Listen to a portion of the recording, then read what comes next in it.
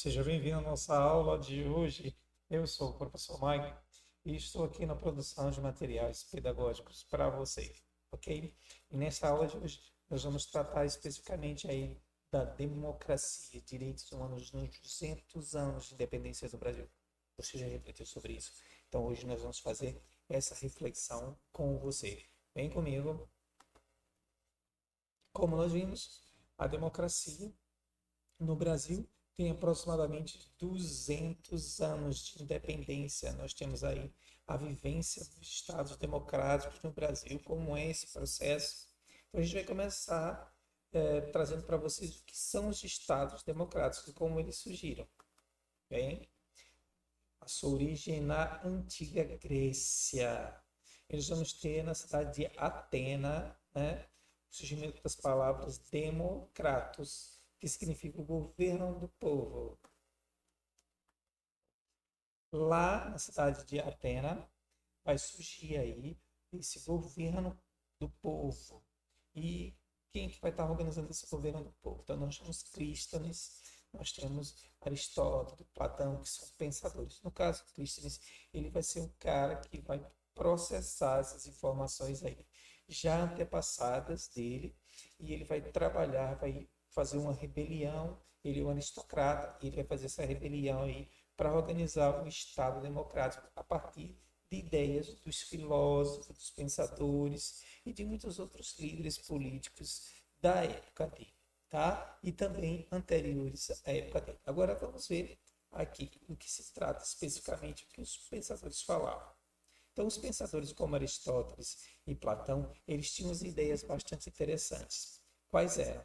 Eles tinham a ideia de que a democracia ela servia para o bem de todos, o bem comum, e que quem deveria praticar seriam as pessoas mais sábias, seriam os filósofos, as pessoas que tinham conhecedoras, né, seriam conhecedoras da autêntica realidade, e eles tomariam, sim, os lugares dos reis, dos tiranos, da oligarquia, da tirania, que são tipos de governo injustos, né, dos tiranos, dos oligarcas, ou seja, as pessoas que governam para o interesse de um grupo apenas, ou governam para o seu próprio interesse. Já Aristóteles, que é um discípulo de Platão, ele acreditava aí que a categoria, né, de governo ele deveria servir para garantir a paz, a justiça e o bem para todas as pessoas. Que para construir esse sistema era necessário um governo justo.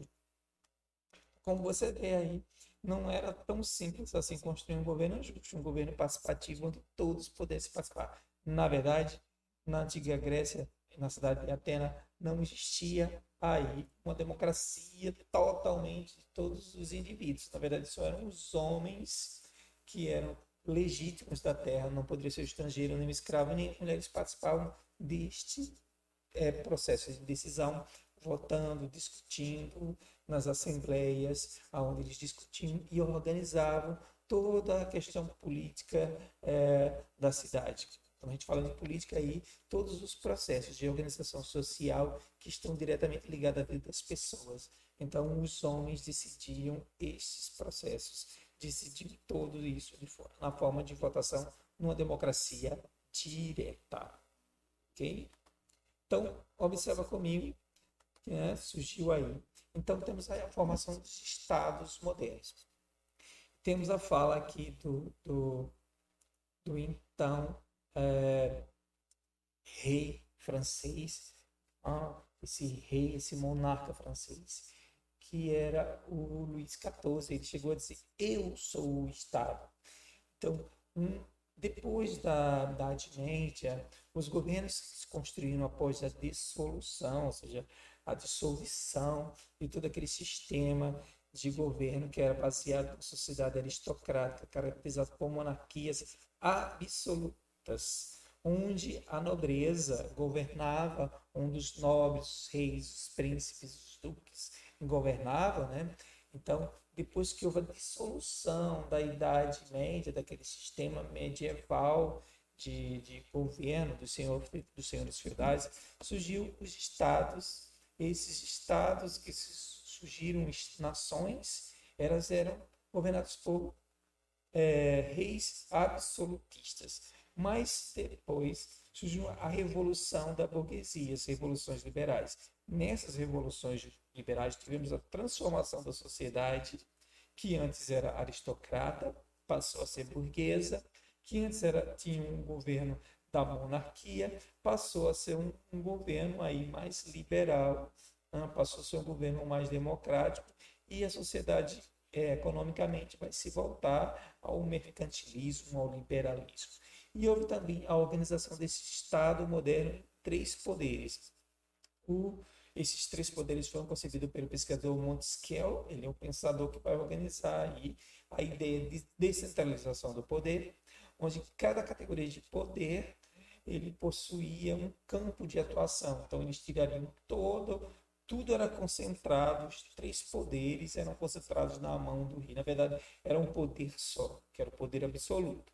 Depois, com o surgimento dos estados democráticos das nações, primeiro monarquia e depois monarquias absolutas, depois as revoluções liberais vão fazer surgir esses novos estados, onde vamos ter os três poderes. Vamos ter o legislativo, o judiciário e o executivo, que são poderes que eram concentrados na mão do rei. Certo?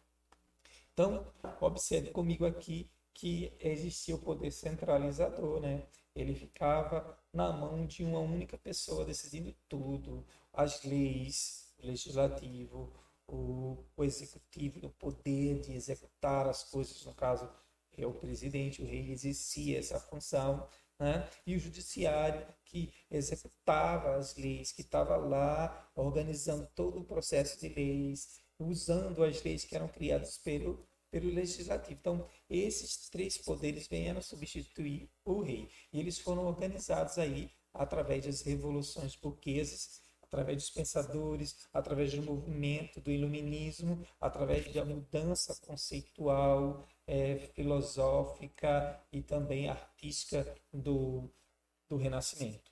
Ok? Então, vamos para a nossa aula.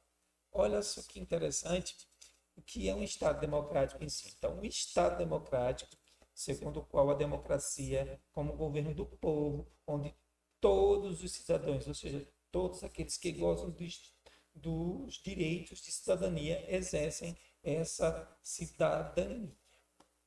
Então, a gente se pergunta aí, quem são essas pessoas? São os sujeitos de direito. No Estado democrático, as pessoas têm direito. Não só o rei tem direito, as pessoas têm direitos também. Ou seja, elas são sujeitos de direito. Elas não são mais súditos que obedecem aí de forma absoluta a um rei, né?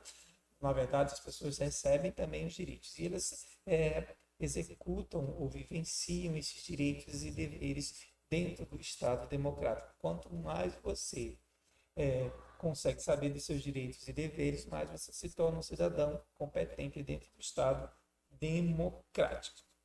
Beleza? Então, olha lá.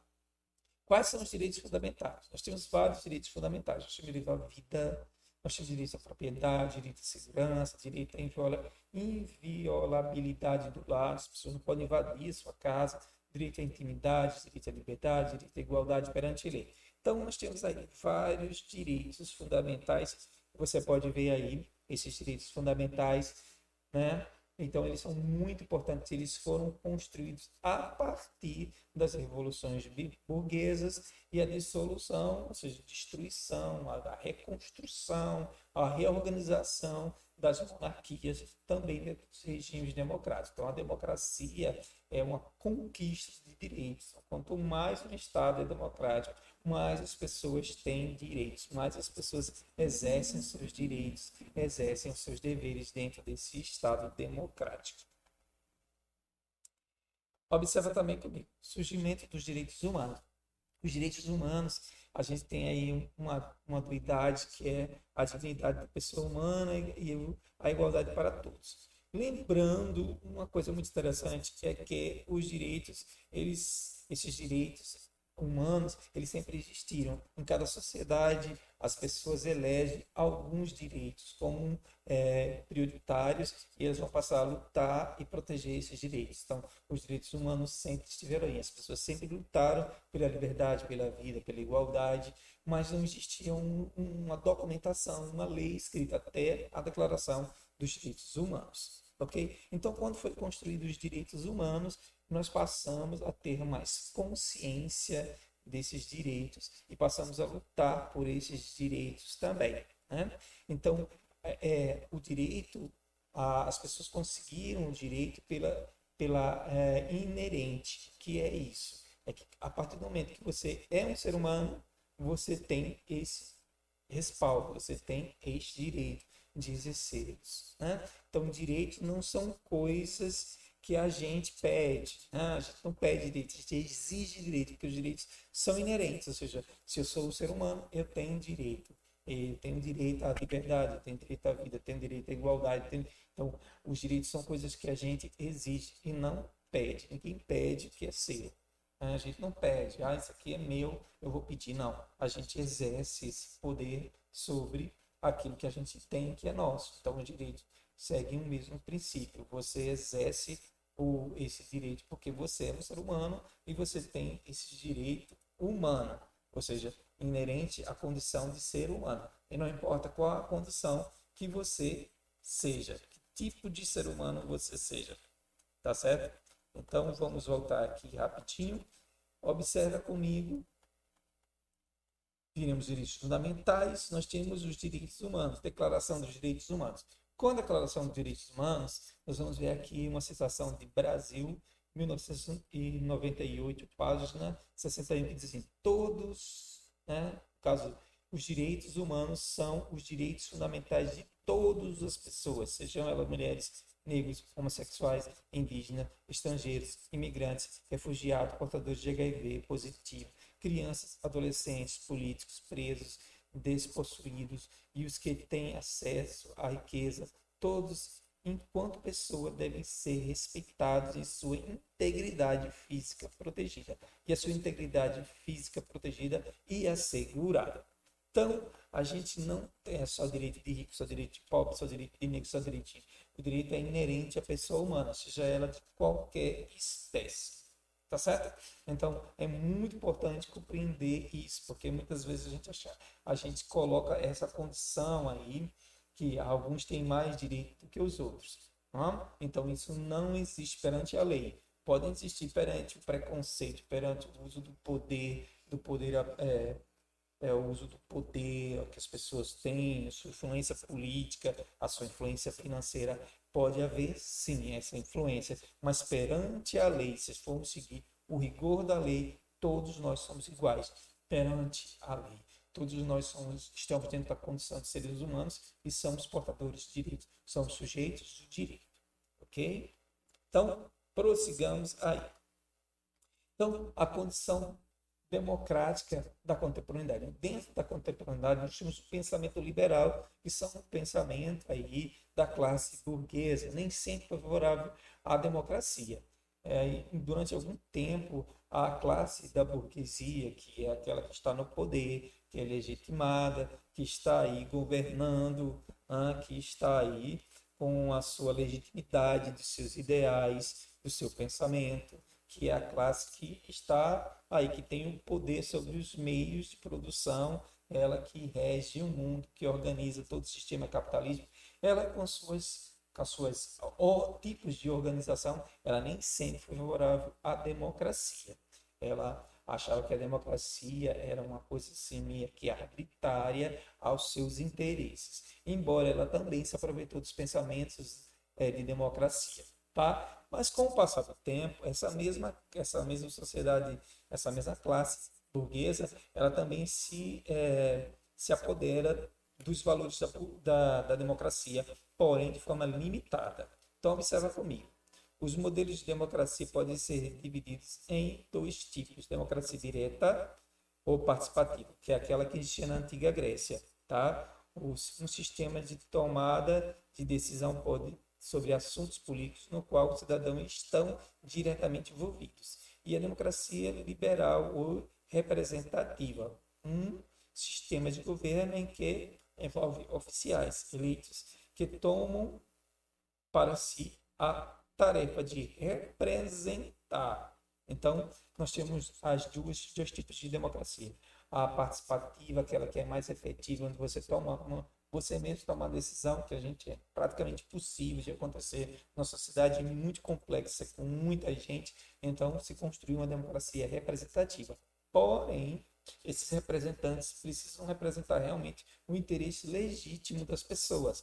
Eles são eleitos para representar os seus ideais, os pensamentos. Não é o pensamento dele, não são as ideias dele, não são os conceitos deles, são representantes do povo. Eles exercem, né, o poder que é transferido do povo para ele. Então, é uma democracia representativa, né, participativa de forma representativa, onde você, tá, democracia liberal e representativa, onde você elege um representante que vai tomar as decisões a favor dos seus interesses, no caso do interesse do grupo social que ele representa, da parte da sociedade que ele representa, tá? Os direitos humanos são constituídos historicamente e fazem parte de todo o processo de construção e desenvolvimento, agregando conceitos conforme o desenvolvimento social da comunidade, bastando ser a pessoa para ser dotada deste direito, mas mesmo sendo os direitos humanos dividido, dividido a todos, né? É necessário esforço positivo para que a sua garantia seja realmente efetivada, aconteça a realização. Então, os direitos, eles são inerentes à pessoa humana, ou seja, são para todos, mas que a gente precisa lutar, a gente precisa também trabalhar para que eles realmente aconteçam. Não há assim, porque está escrito na lei que as pessoas vão fazer, não. Há uma luta, né, para que as pessoas conquistem esses direitos, as pessoas vão ter conhecimento também dos seus direitos e dos seus deveres para estar dentro da sociedade e conquistar esse espaço dentro da sociedade, tá certo? Então, é muito importante que a gente tenha consciência desses aspectos. Atualmente no Brasil nós temos um problema muito sério, que é a nossa Constituição Federal, ela era mais democrática, ela concebia vários direitos, ela foi concebida como a Constituição cidadã, mas ultimamente está acontecendo um processo de destruição dos direitos sociais que estavam incutidos dentro dela, né?